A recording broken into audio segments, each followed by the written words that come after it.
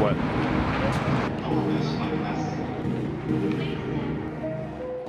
We headed to Harajuku for some vegetarian ramen, but they had sold out for the day, so we ended up going to Mr. Farmer's Harajuku branch, where we had some delicious flavored water, some soup, a salad, and some curry.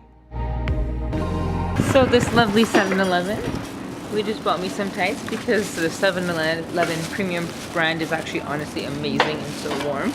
And then we were told to put our hands into a box and just pick something. It turned out that we won 2 free drinks.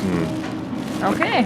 Random It's just alcohol drinks. kind of nice that that exists and happens. Like, so bizarre. Yep. We then finally made it to Maison, the famed pork cutlet restaurant. As there isn't much vegetarian food here and we didn't want to sit at the table without ordering anything, we got a small cutlet sandwich, as well as I ordered the best pork cutlet I've ever had in my life.